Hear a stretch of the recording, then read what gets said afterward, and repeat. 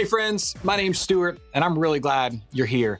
Have you ever found yourself in a situation where you needed somebody to help you out? And I remember when I changed schools, and I was already a little nervous, a little insecure about it. And I just needed somebody, honestly, I needed somebody to be a friend, but if nothing else, will they just be there to help me find my classes? We all need a little help from time to time, don't we? Everybody does. One glance at what's happening in the world around us shows us that. War, hunger, poverty, racism, injustice, hate speech, bullying, depression. It feels like everywhere we look, somebody is struggling and needs help. What I love about your generation is how much you care about a cause. Probably more than any generation before you, you're aware of the needs in the world around you. You see the wrong in the world. You read about it. You speak up. You post about it and support the cause in your own way. But sometimes all of those needs and hurts in the world can be overwhelming. Maybe you see it all and you aren't sure what to do to help, or maybe you've made an effort to do something but got discouraged when you didn't see a result. Maybe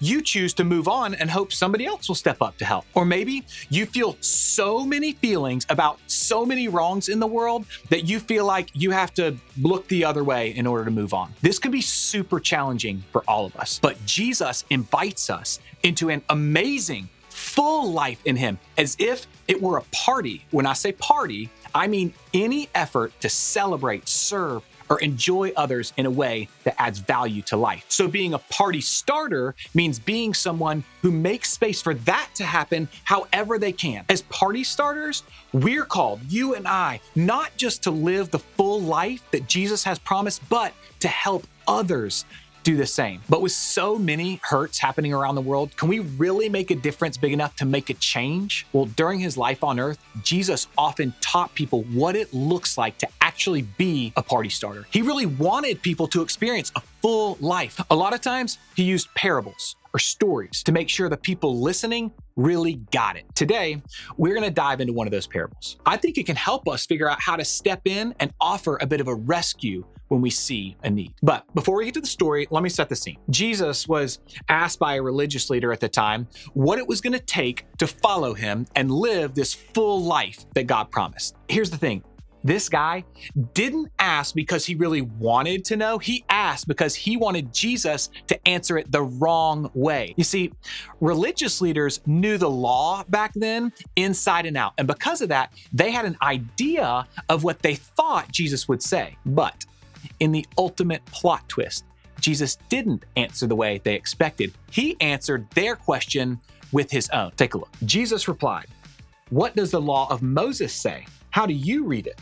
The man answered, "You must love the Lord your God with all your heart, all your soul, all your strength, and all your mind, and love your neighbor as yourself." Sounds simple enough, right? Love God, love yourself, and love your neighbor. Now, maybe you're thinking what this religious leader was thinking. Who exactly is my neighbor? To answer, Jesus told this story. A Jewish man was traveling from Jerusalem down to Jericho, and he was attacked by bandits. They stripped him of his clothes, beat him up, and left him half dead beside the road. Okay, this doesn't sound good, does it?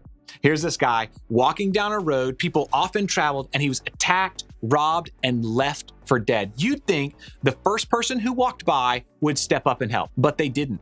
A priest saw this wounded traveler and just kept walking. A Levi, a man who's also a spiritual leader, came by this guy next, and he kept walking too. At that point, this injured guy probably felt like no one's gonna help him. But then something kind of incredible happened. Then a despised Samaritan came along. And when he saw the man, he felt compassion for him. This was a huge deal. Back then, Samaritans were disliked, overlooked, and left out by a lot of groups of people, including the religious leaders Jesus was telling this story to. But instead of letting them see the Samaritan as the villain in the story, Jesus made him the hero. The Samaritan didn't just walk by this Jewish man wounded on the side of the road. He didn't choose to do nothing because of the differences between their two groups. Instead, the Samaritan felt compassion for the wounded man in front of him. He saw the need, cared, and wanted to help. And that feeling of compassion motivated him to do something. The Samaritan in this story took care of the man's wounds. He transported him to an inn where he could rest and paid for everything the Jewish man needed while he was there. This Samaritan did all of this because he was loving his neighbor as himself. See, when the religious leader asked Jesus who his neighbor was, he was basically thinking, who do I have to help? The people I'm close to? The people I think deserve it? The people who are the same as I am? But with this story, Jesus's answer was clear. We're all each other's neighbors. When we love Jesus and follow him with our lives, we can start the party for anyone and everyone simply by loving them as our neighbor. This Samaritan wasn't just a neighbor, he was a party starter, because a party starter uses what they have for the good of others. Does that mean you have to help every single person in the world? No, that's just not possible. But as a party starter, you can choose to do what you can, when you can, to help your neighbor in need. Now, when it comes to how you can help others, remember that it isn't about what you do, it's about choosing to see the need and being moved by compassion to meet it. It's about letting God's Spirit lead you to love your neighbor as yourself, because a party starter uses what they have for the good of others. The good news is you have what it takes to be a party starter right now. With God, you have all you need to love your neighbor. So to start, just ask yourself 3 questions. First, who is your neighbor? In other words, who are the people you're around on a regular basis? Second, what do they need? Where are they hurting or struggling or just needing a little help? And lastly, what do you have to give?